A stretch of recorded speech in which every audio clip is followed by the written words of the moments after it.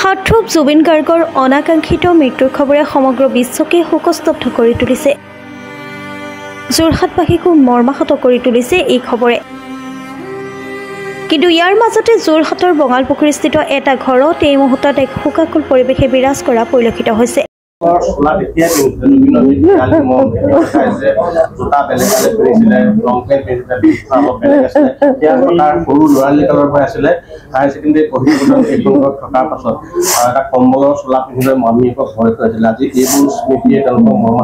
কাৰণ এই ঘৰটোতেই শৈশৱৰ জীৱন আৰম্ভ কৰিছিল জুবিন গাৰ্গে।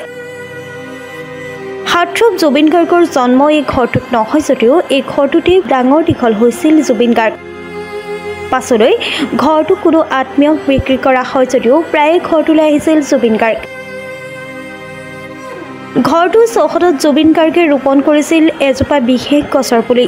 সেই পুলিটো ডাঙৰ হোৱাৰ পাছত যোৰহাটলৈ আহিলে ঘৰটোলৈ আহে আৰু সেই বিশেষ গছজোপাৰ সৈতে কথা পাতে জুবিন গাৰ্গে।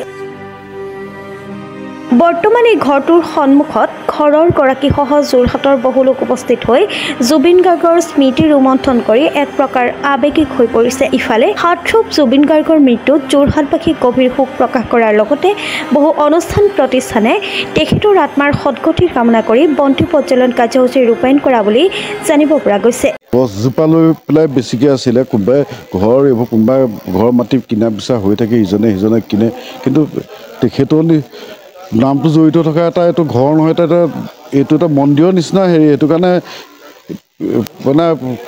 কেতিয়া মোক ক'বলৈ মই একো হেৰি পোৱা নাই, কি বুলি ক'ম এতিয়া।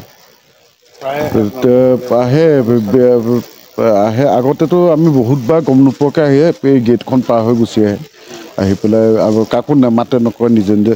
মই এবাৰ জুবলি তেখেতে কৈছে, সিহঁতে আপোনালোকৰ ঘৰলৈ গৈছিলোঁ। মই বোলো কেতিয়া গৈছিলোঁ? বোলে 3:30 বজাত এগ্ৰিকালচাৰ প্ৰগ্ৰেম কৰি পেলাই গলিদাই লৈ আহিছিলে ইয়ালৈ, আপোনাৰ ঘৰৰ পৰা আহিলোগৈ। মই বোলো আমিতো গমেই নাপাওঁ, ৰাতি আপোনালোকৰ নক'লোঁ আৰু খবৰ। সোমাই যায়, গেট পাৰ হৈ সোমাই। এবাৰ ৰাতি 11টামান বজাত সোমাওঁতে ভণ্টি আছিলে, মোক ৰুমটোতে গম পালে, মোক ফোন কৰিলে মই নামি আহিলোঁ। আহি পেলাই সেইবাৰহে ভালকৈ লগ পাইছোঁ, মানে ৰাতি সোমোৱাওঁতে। এনেই দিনত আহিলে বেলেগ, দিনত তেনেকৈ তেওঁকতো দিনত কম আহে ন, আহিলে হেৰি মানুহ গোটেই হেৰি হৈ যায় চব পিছে। গছজোপা আজি এবছৰ হোৱা নাই নাইকিয়া হৈ যোৱা।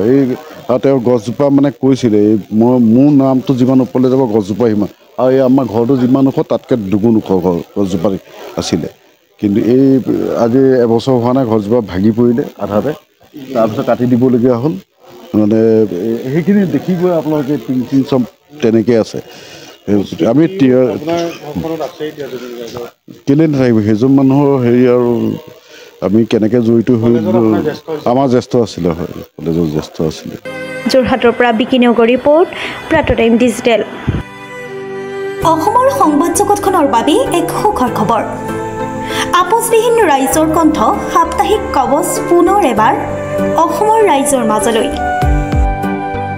স্বত্বাধিকাৰী প্ৰণীতা কলিতাৰ দ্বাৰা প্ৰকাশিত আৰু আপোচবিহীন একাংশ নপুৰণি অভিজ্ঞতাপুষ্ট সাংবাদিকৰ দ্বাৰা প্ৰচাৰিত তথা eco printing press, Guwahati Katabari গড়চুকত মুদ্ৰিত সাপ্তাহিক কবচ এতিয়া অসমৰ বিভিন্ন প্ৰান্তত উপলব্ধ। আমাৰ ঠিকনা মুখ্য কাৰ্যালয় অসম ফৰেষ্ট স্কুল, হৰি মন্দিৰ পথ, গুৱাহাটী, আৰু উপ কাৰ্যালয় কলিতা মাৰ্কেট, বিজয়নগৰ, কামৰূপ, অসম।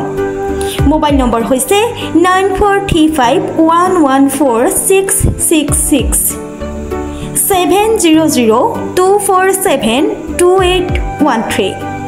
আমাৰ ইমেইল আইডি হৈছে kobos2025@gmail.com।